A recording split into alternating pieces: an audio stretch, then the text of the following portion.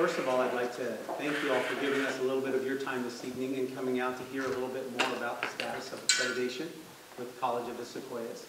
For those of you who I haven't had the privilege of meeting, my name is Stan Carrizosa, and I'm Superintendent President with College of the Sequoias. And we scheduled these forums hoping that it would be one more opportunity to reach out to interested community members, parents, students, prospective students, to talk a little bit about the status of the accreditation at College of the Sequoias. So I have about 15 or 20 minutes of presentation planned, and then we would like to have any opportunity we can to answer questions for you. In the material that I want to share, I kind of have it grouped into three chunks. And the first chunk is to tell you a little bit about what happened, what accreditation is, what happened, what transpired for College of the Sequoias during the last round and cycle of accreditation, and then tell you a little bit about what we're in the middle of now in terms of our process for response, how we're preparing to respond, what the timelines are for that response, and then what we have to look forward to over the course of the summer and next fall as we get ready to submit our next report. And then any questions that we can answer for any of you. So let me go back to February 13th of this last spring, or this last month, and let you know that that's the time that we were officially notified by the Accrediting Commission that College of the Sequoias did not do as well on the accreditation as we had hoped. You're all pretty familiar with accreditation cycles. It's a cyclical review from an outside body that comes in and accredits your institution, validates your legitimacy, gives you the credibility to then be connected to, in our case, it connects us to Cal State, to UC, to our professional training programs. No one wants to be part of an institution that's not fully accredited, because that gives us our legitimacy against a set of institutional standards. So we had our last accreditation in 2006. They happened in 6-year cycles. So from 2006 to 2013, we had a series of accreditation standards and recommendations that we were working on.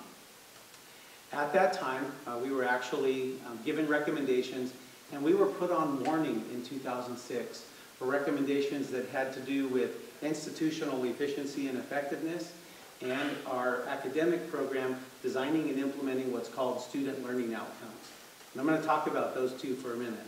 But what I want to do real quickly is fast forward and let you know that when we got the news this year on February 13, 2012, one of the reasons that we ended up with as severe a sanction as we did, it's actually the most severe sanction you can receive, is because even though the individual areas that I'm going to describe to you, institutional efficiency and effectiveness and the student learning outcomes in and of themselves might not be college closing kind of issues, the fact that they persisted over the 6-year period, that we had those recommendations in 2006, we were put on warning for those recommendations, and they were still here, not fully complete in 2012, is the reason it rose to the level of significance that it did.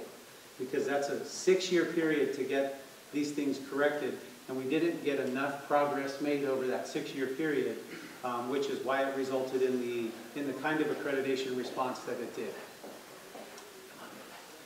So let me tell you a little bit right now about what those two standard areas are. Institutional efficiency and effectiveness. Here's what it means in the community college landscape. We are, by law, under the Education Code and by institution, required to have certain decision-making structures in our system. We're required to have what's called an academic senate, which is comprised primarily of faculty, and the Education Code prescribes specific authority and influence to that group of faculty decision makers. We're required to have our version of what we call a college council. It's a cross-section of representatives from the college employment areas and from the different duties and responsibilities, and they come together as a decision-making body to help govern the college. We have a curriculum council, which represents all the division chairs from the different divisions and disciplines. We have a senior management council, which includes the president and the vice presidents. We have a dean's council for all of the dean level managers and administrators. So we have all the structures in place for a good decision-making system. What we haven't done a good enough job of yet is showing very easily to any visitor or visiting team that comes in from the outside How does your decision-making structure connect itself?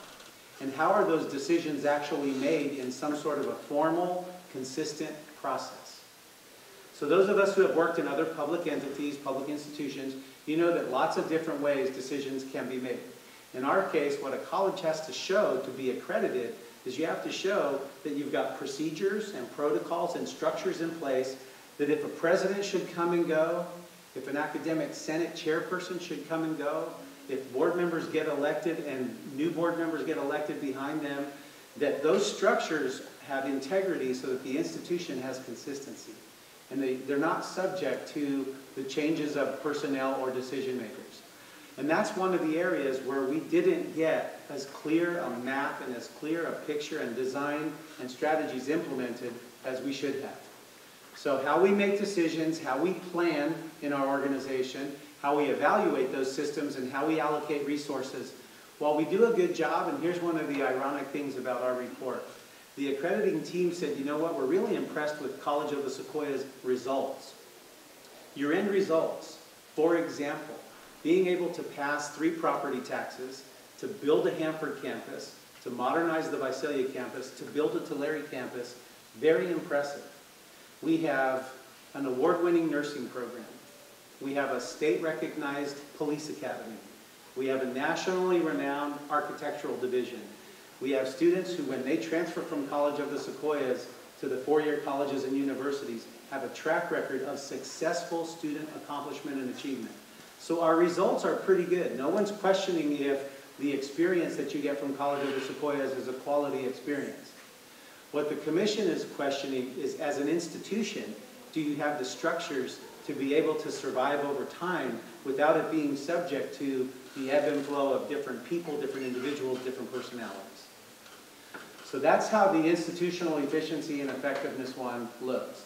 And our recommendations were 2 recommendations in that area: to improve that institutional efficiency and effectiveness by clearly defining how decision-making and planning and resource allocation works, and to improve the campus dialogue, communication, morale, transparency. Be a healthy public institution so people clearly know how you operate. Area number 2 is the one that comes under the academic program. And that's the one that's a little bit more peculiar, I guess, because it has to do with student learning outcomes. And the trend clearly in public education, and now it's clearly moved its way up to community colleges, is that each course we teach at College of the Sequoias has to have clearly stated student learning outcomes. So if I teach anthropology as an instructor, I'm responsible to write the specific learning outcomes that the students that take my anthropology course should know and be able to show mastery of when the course is complete. Sounds pretty logical, it seems reasonable, but some instructors have those clearly stated and some don't. Some instructors change throughout the course of the year, some are more consistent. So what the system is asking for, what the institution is asking for, is that in fairness to students and for the integrity of the college, those be clearly stated up front, and those are the SLOs that are taught in that course for the year. And then we ask that the instructors also develop an assessment. So if I'm the anthropology instructor, and I develop my 5 or 6 student learning outcomes for the year in my course, then I'm going to develop an assessment. So at the end of the year, or somehow during the course of the year, through portfolio or written exam or whatever form of assessment I want, I'm going to have a way of measuring if my students actually achieved those outcomes that I set out to teach.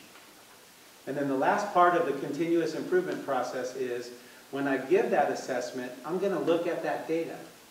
I'm going to look at the results.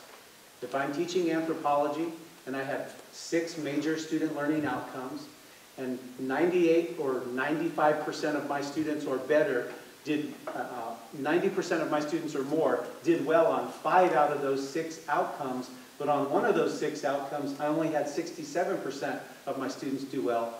I'm going to look at that and go, what happened with that outcome? Was there something, did I not spend enough time on that material? Is there a way that I should have taught that differently? Was there something that went on in either the content or the instruction that I can affect for next year to improve that 60%, 67% number, because I want that to be higher too? It's a process of self-continuous improvement. And that's a fairly new phenomenon in the community college. It's pretty ingrained now in the K-12 system. Whoops. It's pretty ingrained now in the K-12 system, but it's a fairly new expectation for community colleges. So we had begun that work. What I can tell you is we have 846 active courses at College of the Sequoias. And nearly all of them, very close to 100% of them, have the student learning outcomes written. So that we're doing okay there. About 50% of the faculty have written the assessments for those student learning outcomes, and probably about half of them, maybe 25% of the total, have actually given the assessments and done the dialogue afterwards and the self-reflection and talked about how they can inform and improve their instruction. So what we need to do is we need to complete that process with the rest of the mass of our faculty. Again, it doesn't seem like that overwhelming a task, but it's a lot to do in a short period of time because now our semester is already in progress. So if I'm one of those groups of faculty members that didn't have an assessment done, I can't make one up right now in the midstream and give it because I didn't have it matched up with the SLOs when we started. So I'm not going to be able to really do my full cycle until next fall. So we're going to have it implemented now in stages, but between this semester and next semester, we need to reach 100% proficiency in that area. We need to have all faculty with student learning outcomes for their courses, with assessments that they've written, and the opportunity to reflect on those assessment results to be able to improve and inform their instruction.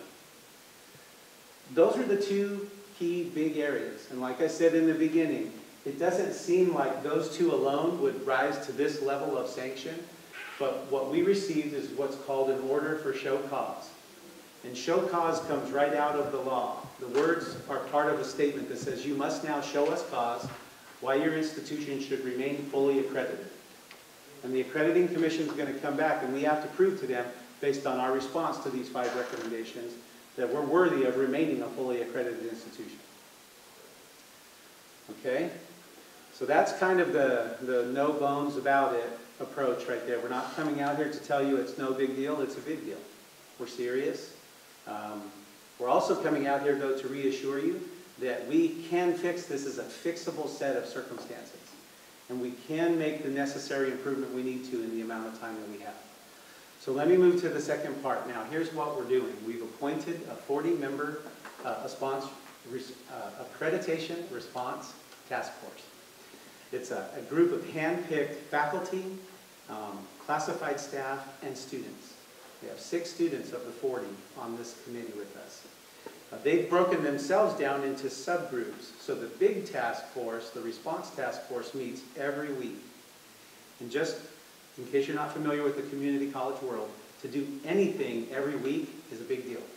So we have this committee meeting every single Thursday, and in between the Thursday meetings, they have subgroups that meet. We broke the 40 members down into 5 subgroups, and each one of the 5 subgroups are now responsible for addressing and building the action plan for one of those 5 recommendations. So they're drilling down, they're looking at what policies need to be reviewed, what procedures need to be changed, what needs to be developed, how do we implement it, what resources do we need? Do we need additional software? Do we need to improve some technology? They're bringing all of those recommendations forward to us so that we can kind of clear the way of any obstacles and help get full implementation to take place. They've been meeting weekly now for 4 weeks, and in between those meetings, the subgroups are meeting. We're going to try to get the majority of our work done by the month of June. Even though our report is not due until October, we have 2 months of summer where faculty will be sparse. So we're going to spend our time during the summer as an administrative team with a handful of faculty starting to actually write the written report that's going to reflect the action plans and the implementation changes that we're preparing to implement. So in addition to the response task force and to the subgroups are reaching out and engaging all of the faculty.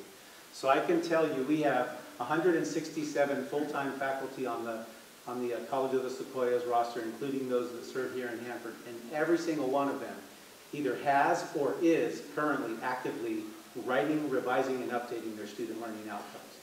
So we do have a fair amount of support and interest on the part of the faculty.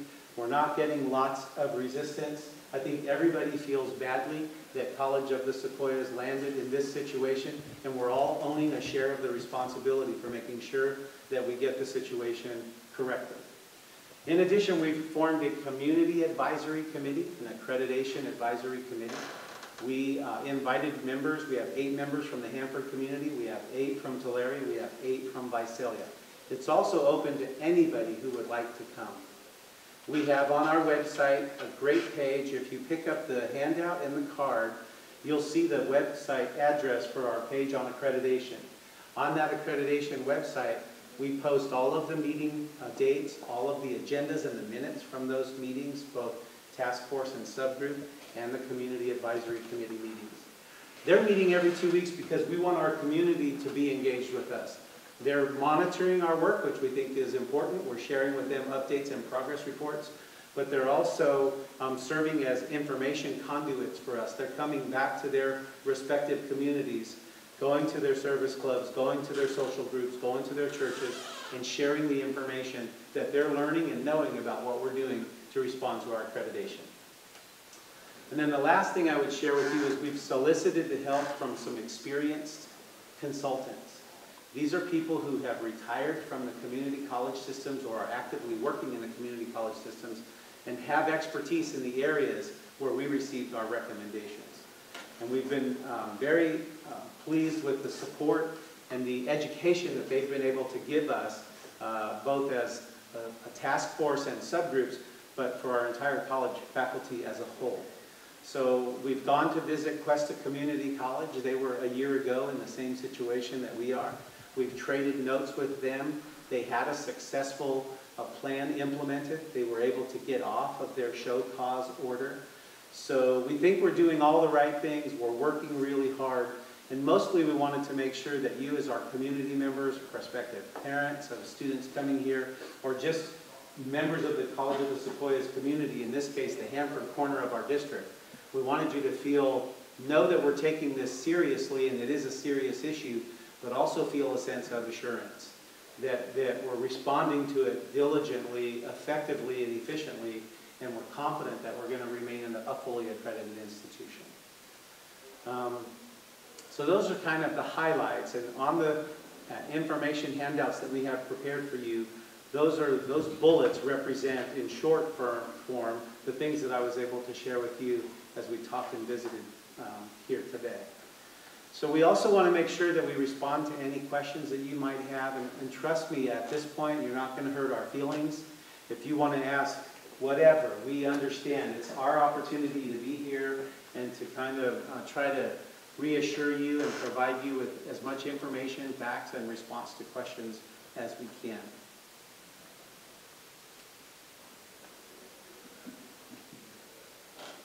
I have a ton of questions. Let them roll. Doesn't surprise most people in this room. Let them roll. Well, I think one thing that really catches my attention when you start talking about a classroom instructor that would be setting SLOs, as you refer to them, and then setting assessments, and then that, my gosh, we're in the 21st century.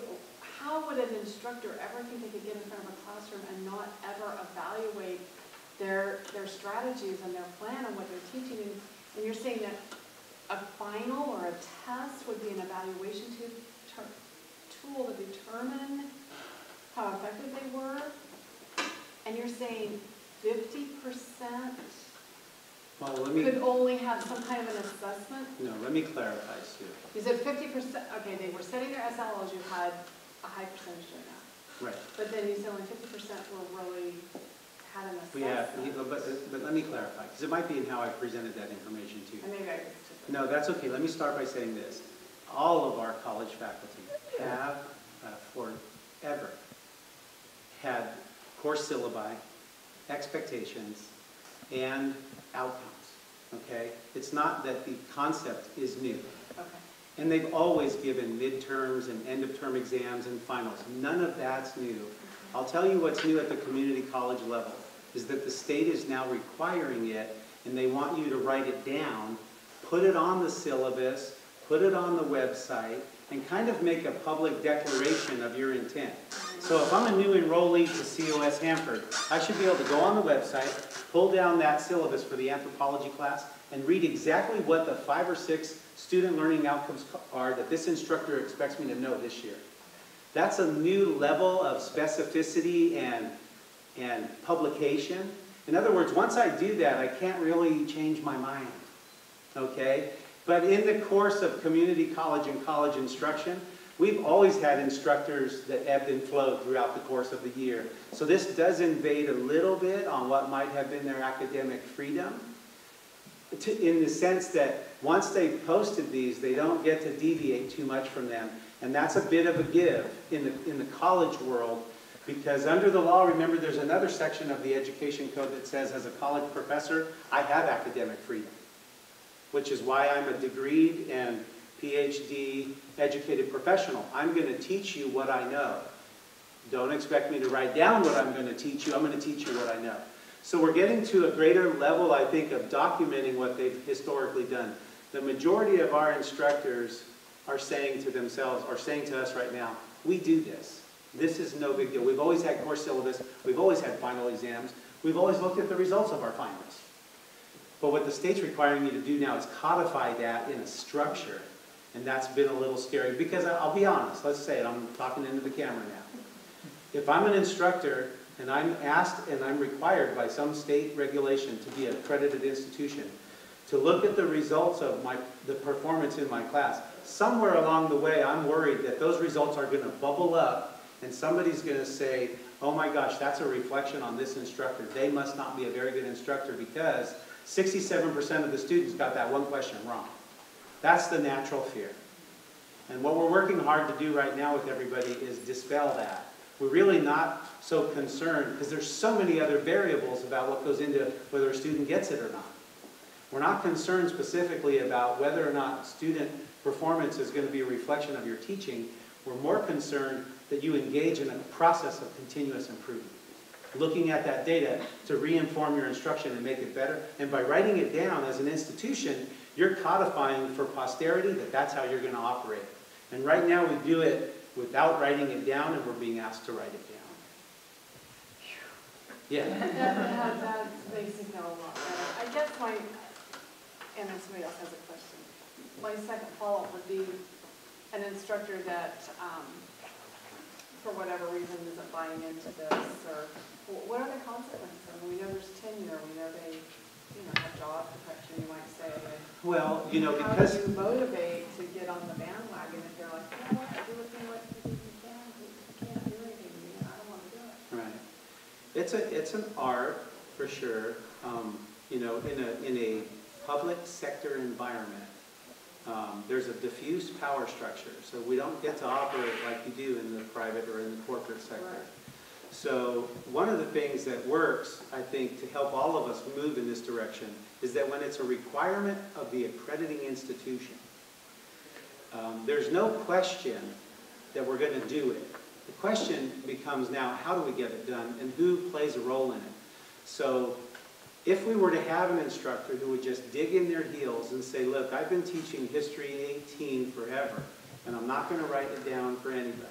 What we would say is, to be a part of this institution, the History 18 class that we teach as College of the Sequoias will have SLOs. So if you don't write them, another instructor who teaches History 18 is going to write them, and then you get to teach those. So you don't get to not follow the SLOs for the course. What we're giving you right now in your academic freedom is the opportunity to write those SLOs. Take the door, it's open. And by and large, we're getting 100% response. Sue, one thing I've observed... You would want to have control over your classmates. Sue, one thing I've observed is that historically there's been a large segment of the faculty that just kind of wants to be left alone. And since this came about, the peer pressure is phenomenal. And, that in itself makes people want to do it. Well, I think the fear factor that everybody could lose their jobs. You may have tenure, great, but there's no school where you don't have. But that's a fear, of course, but maybe for a lot of folks, a bigger fear is for your peers to castigate you for not being part of the team. Yeah. And while that didn't exist so much before, I sure see it now. Yeah, when you get into an environment like this, as uncomfortable as it is, there's no, the discussion we've been having around the college community right now on all three campuses is there's no middle fence to sit on here. You're either part of the solution or by default, you become part of the problem. Because anybody not helping us to get with this and fix it is resistance we're having to pull. You know, we don't mind carrying people, but don't drag your feet. And so that's why we've come up with strategies like we will get SLOs done one way or another. And you will, if you teach the course, you will teach those SLOs. It'd sure be nice if you had some influence on those. And if you don't want to write an assessment for them, then we'll take the assessment that your colleagues wrote and you'll use that. But there will be an assessment because that's what we need to be an accredited institution. And in that environment, really, Sue, we haven't had anybody balk. They're figuring, okay, the door's open, I gotta go through, I gotta step through. Well, they've always had course outlines that they've had to follow that have the topics listed. So this academic freedom of not being able to teach off that hasn't ever been there. So, well, I mean, they get to develop, yeah, they get to develop those course outlines. So Yeah. they've had the freedom there. But now the SLOs have to go into the course. And once you put, see what would happen, I think what I would probably do in the past if I were an instructor is if I felt like I started down one path in my course outline, I knew there was content I intended to cover. If there was something I chose to do to deviate from that a little bit, I'd have the freedom to do that. This limits us just a little bit more.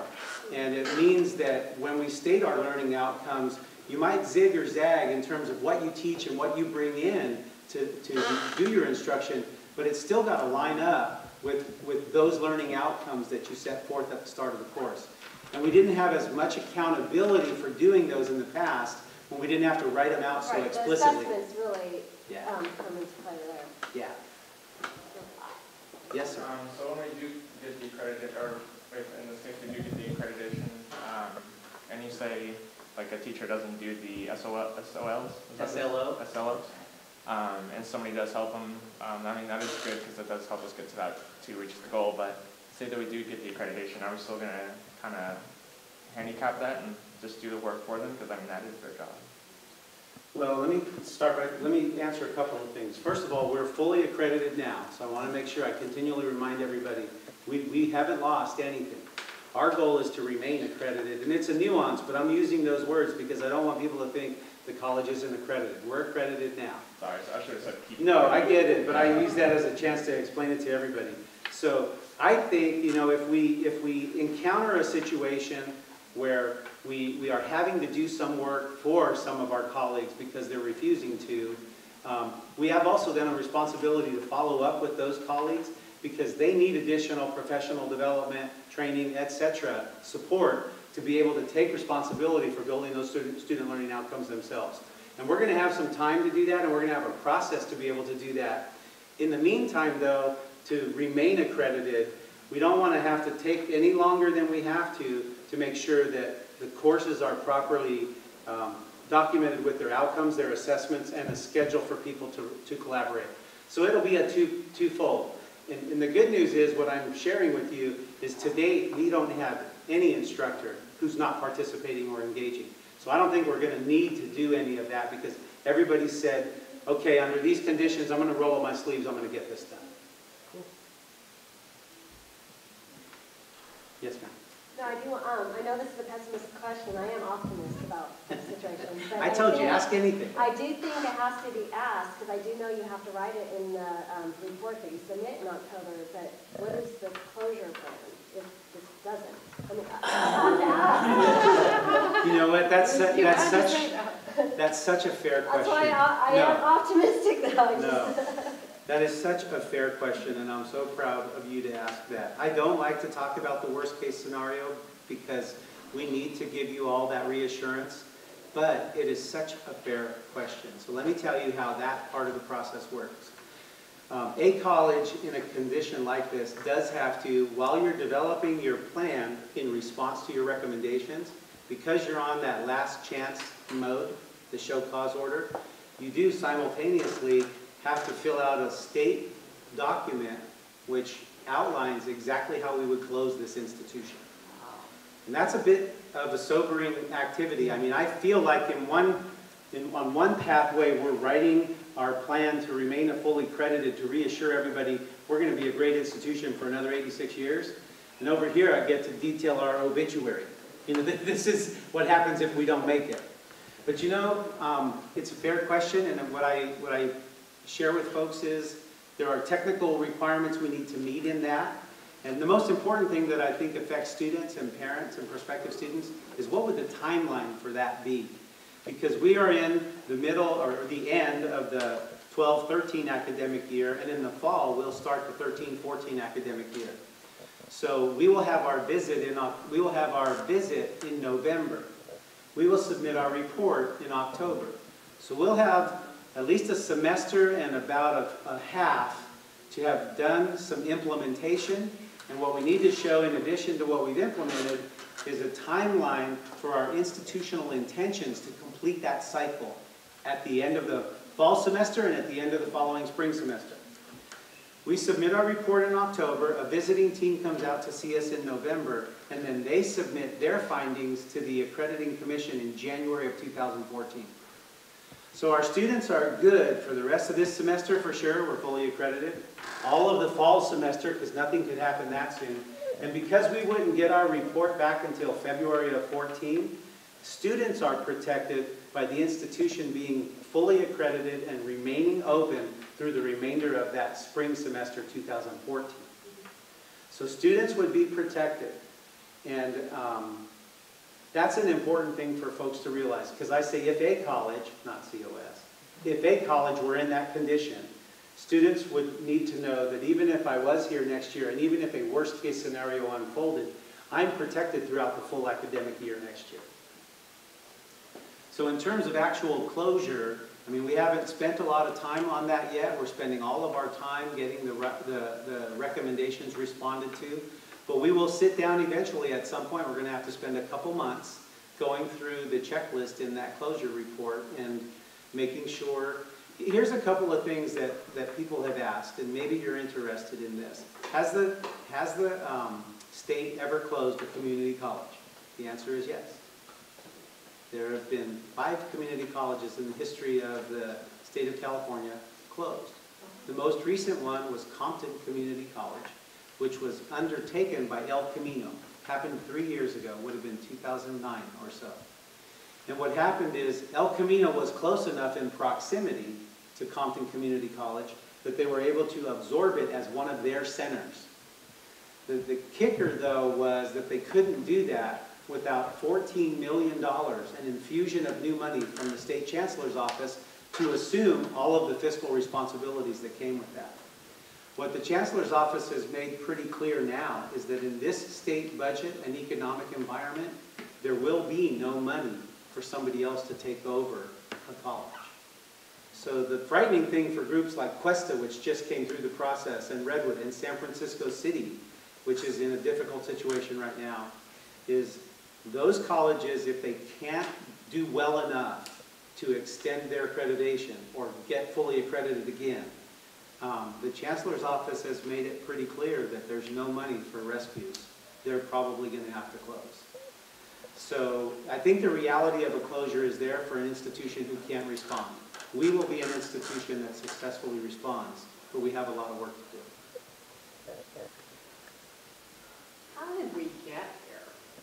How did we miss the boat, for heaven's sakes? I mean, really? Well, I can't blame the lost or the missing, but let me give you my reflection on looking at that, Sue, as I have, because we've all asked ourselves And you that. probably sent that out in some of your emails. That's okay. There's plenty of responsibility to be shared here. I'll give you a scenario.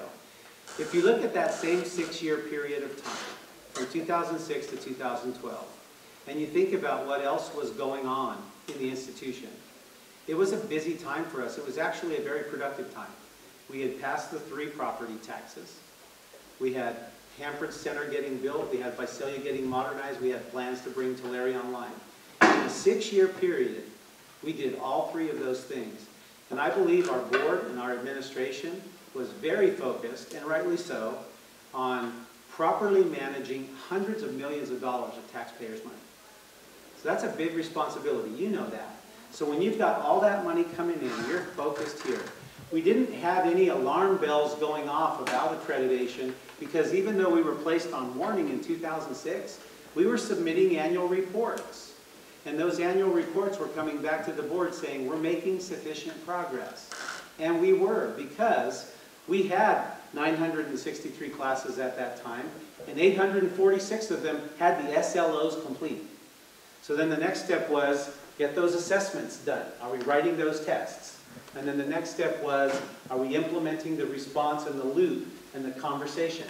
Well, not to blame anybody, but in the academic world of community colleges, those things that are academic in nature are those things under the law that sit with the academic leadership on the campus.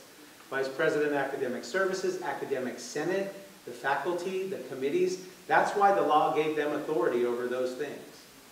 The board, administration, yes, they're the ultimate responsibility. Yes, there should be accountability there. The president should have had more accountability and responsibility there. But in fairness to them, they were building 2 new campuses and modernizing an older one. And they were getting reports back saying... And so I don't think anybody just deliberately dropped the ball. I think what we all expected is that we were going to be... We did not make enough progress in the areas of these student learning outcomes to be a clean bill of health and accreditation. But we were thinking we would probably get a warning. And this needed to be, now that we've got all the building and construction done, we've got our new president hired, that needs to be our next thing. We've got to get these done. And we just didn't get the reprieve. And when I asked that question, I asked the director of the commission when she called us with the bad news. I said, look, I'm new to this, but it sounds to me like you pulled out a sledgehammer to kill a fly.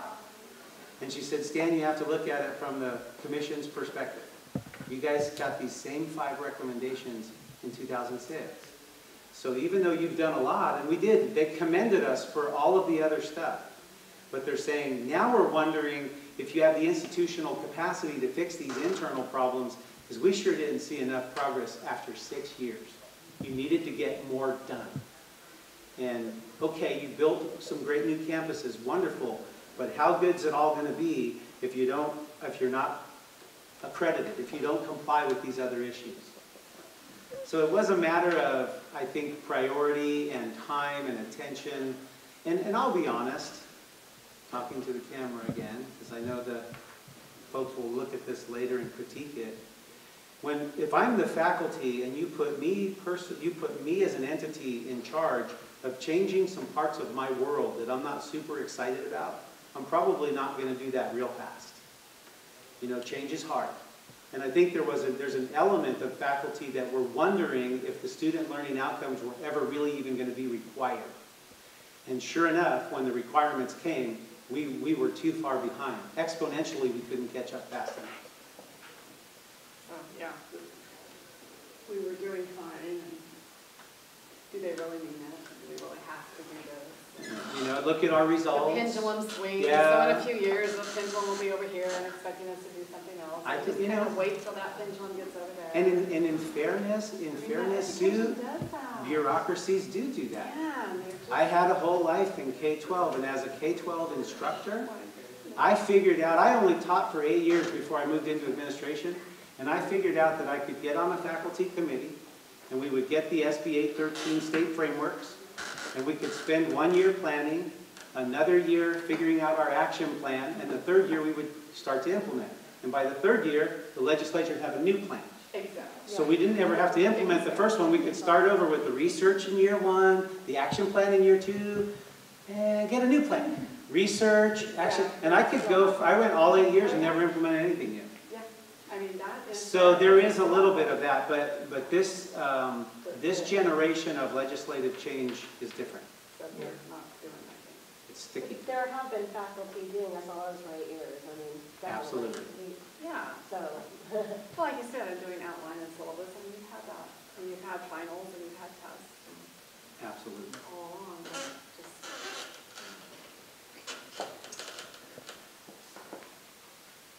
Anything else? Please don't hesitate to ask, because I'm going to feel bad if you walk out of here with something you wanted to ask but didn't. I'm a parent. How can you assure me that whatever course my daughter will take for the accepted in other schools? Why, if your accreditation is over, let's say,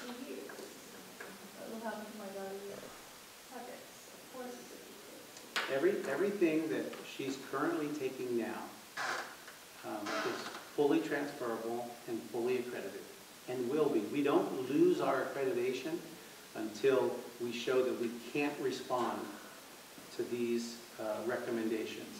So as I was saying earlier, a worst case scenario would be if we don't respond sufficiently, and I believe we will, but if we don't respond sufficiently and your daughter was still enrolled here for next fall and in the spring of 2014, she's coming in? It's right now, for her, she was so disappointed hearing it from Westfield students. That, oh, don't go there anymore. Your accreditation is questionable.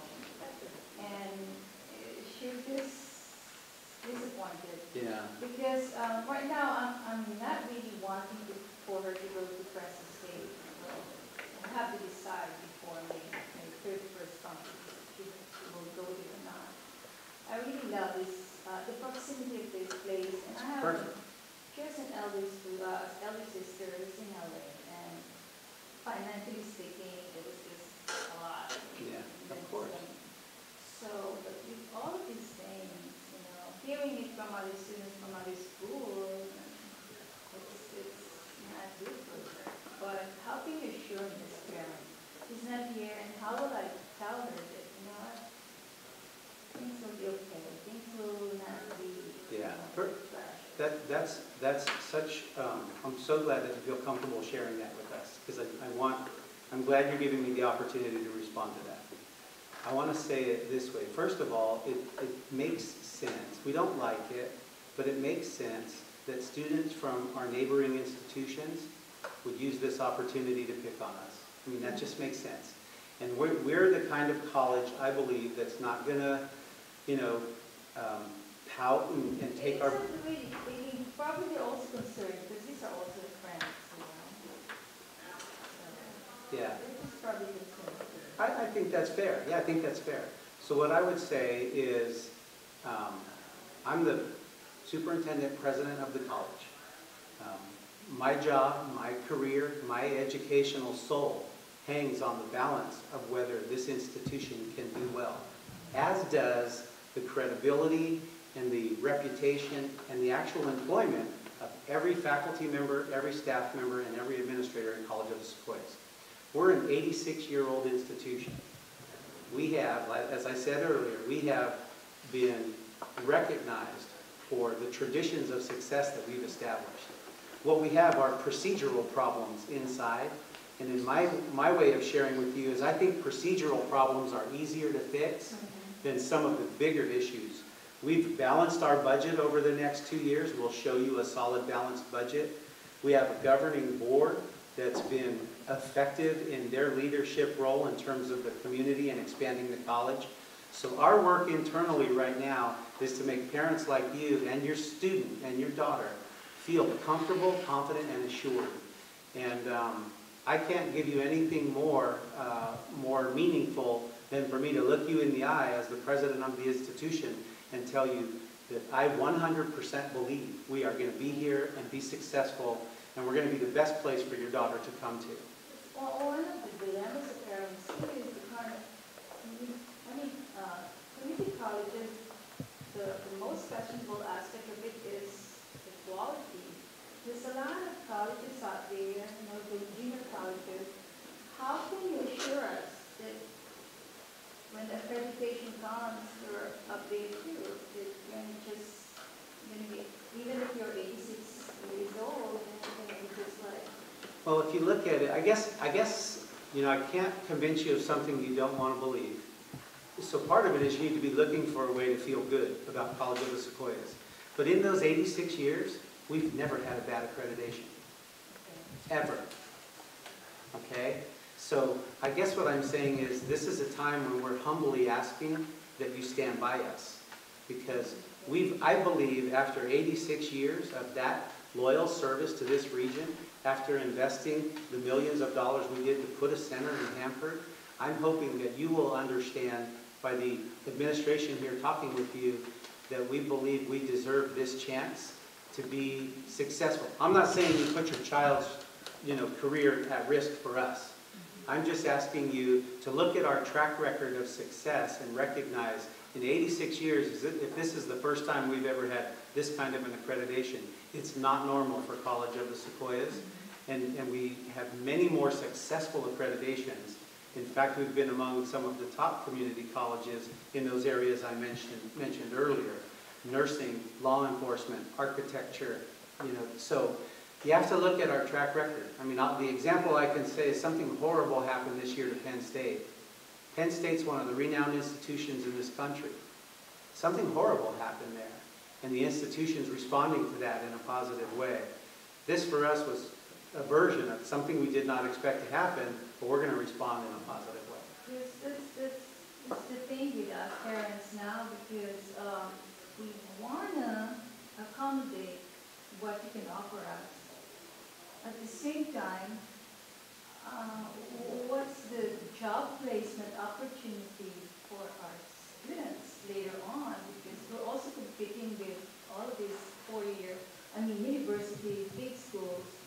But, financially right now, a lot of parents are really, this is an investment. Not just it's our students who are going to be, harvesting the fruit of their labor, but it's our money. I get it. I have, my daughter just graduated. I have a son who's in his 3rd year. I know exactly what you're saying. This is John Zumwalt. He's one of our College of the Sequoias Board of Trustees, and he has been a long-time board member representing the Hanford area, and I think John wanted to share some thoughts. One thing I want to share with you is that we can't, of course, guarantee the future, but what we can do is guarantee our future, or guarantee what we're going to do about it. Keep this in mind. There's 800 employees at the college, including staff. If they are not successful, they all lose their jobs. That is a lot of incentive to do what you need to do to make this thing come around. And for that reason, if for no other reason, that would be incentive for almost everybody I know to do everything they can to make this come through. That's why I'm confident it's fine. Well, I think the other thing I hear here, and I hear your concern, I put 3 kids through college, and some started at the junior college, some started at the 4-year college level. But COS's reputation has already been established, and the reputation of quality of education isn't being challenged here.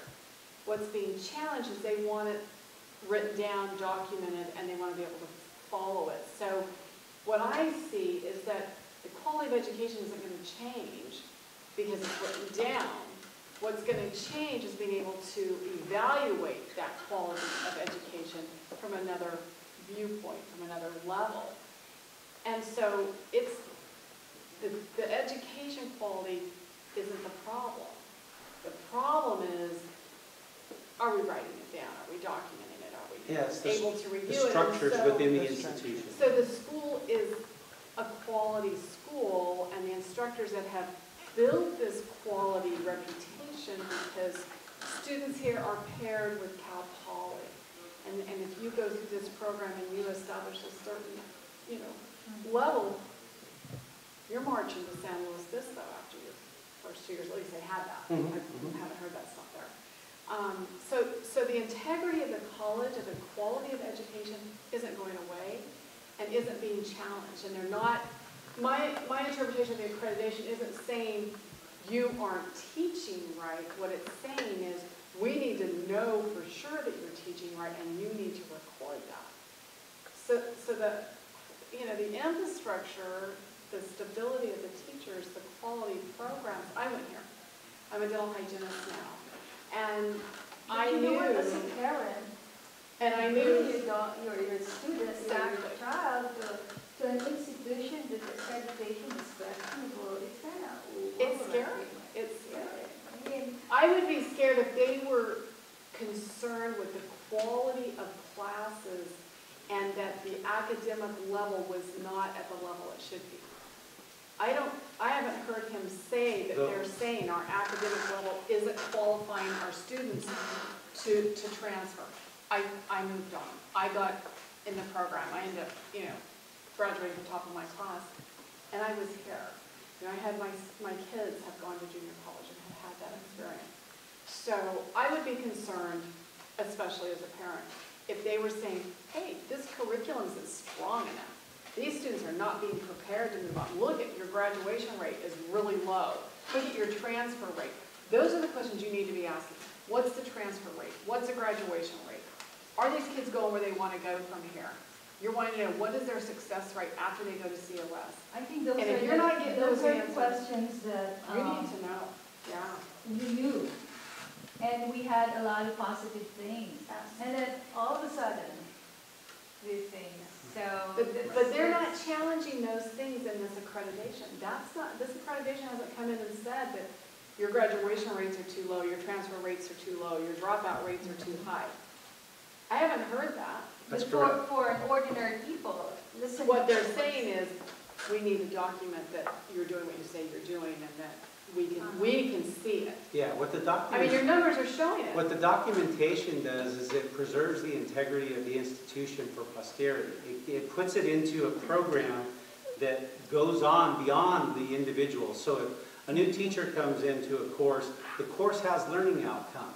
It's not subject to different people. That's what the institutional integrity is. But she's exactly right.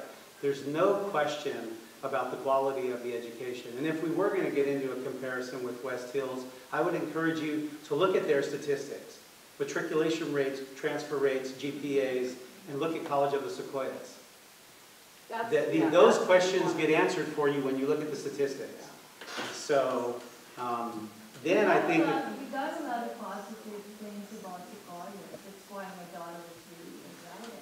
But when she went to, kind of career orientation, college orientation there too, Yeah.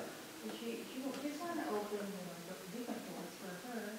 And she got all of these comments and things. It's the thing, I got all of this information.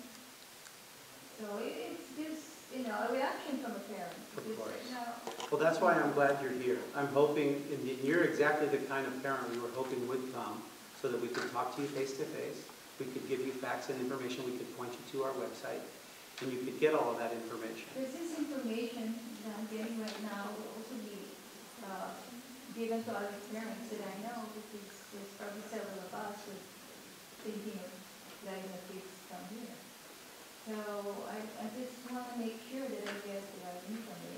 Sure, and I'm glad that you came and got the information from us. Unfortunately, we can't go tell West Hills what to and not to hand out.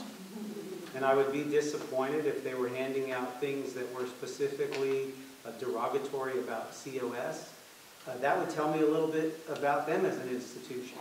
Because don't say no. It's just my daughter. So No, I know. But what I'm and I said, where did you get that? well, yeah. and I Has she guess- started here yet? No, not She's- yet. That's it would why be she's for the fall. Yeah. What I'm saying, though, is our core values are that if one of our neighboring community colleges, West Hills, Porterville, Fresno City, if they were in a similar situation, I would at least share this with you. The last thing that we would be doing as an institution would be trying to convince students from that area not to go to your college because your college is in trouble. It's public. It's public information. Yeah, it's been out on the news and everything else. So you're doing the right thing. You're coming to the right people to get the best information you can. And at that point, you have to follow your heart. We think your daughter would be very successful at College of the Sequoias. We think we're the best choice you can make from those community college options you have right now. But you have to make that decision and you have to feel good about it. And we'll respect that no matter what. Because we're very new here. I mean, so have no information as to what's going on in the community. But you're just, Mom, can you go there? Because I really don't know what's going on. Is your daughter coming on Monday to STEPS? Yeah. That would be another good time for her to learn what we have to offer here and the quality of our education. She'll feel a lot better after that. Because she'll get those questions answered for herself in a student environment that I think she'll feel good about. I have other friends whose kids are also coming, so probably on Monday, I'll probably tell them to go with their kids, so whatever person they are. Fabulous. Thank you so much. That would be very good. This is kind of hard. accreditation is questionable. Oh, wait a minute, what's going on? So We're glad for you're here. parents, Yeah. who spend so much money with the eldest daughter and now this one, it's kind of, I have to step in and check too. Thank you. Right now, I just want them to do it themselves, looking into the options, but I have to know too, Good. because it's not cheap. Any other questions we can answer for you all tonight? Your savings for college. Thank you again for your time. We're so glad that you took the time to come. And when we set these forums up, it was a few weeks ago, and we knew that there would be a lot of information out between now and then. And so we made the commitment. We said we don't care if there's 2 people or 200 people. We're going to go and we're going to talk and we're going to share our information. And we have been so grateful and pleasantly surprised by the quality and the depth of questions and the testimonials that have come forward. And I don't care if I'm talking to 2 people or 200, like I said. That's the important thing to me, is to get information out to people who really want it. So you took the time to come, and we just really want to thank you. I think you better put her on one of your committees. Okay, thank you. Thank you.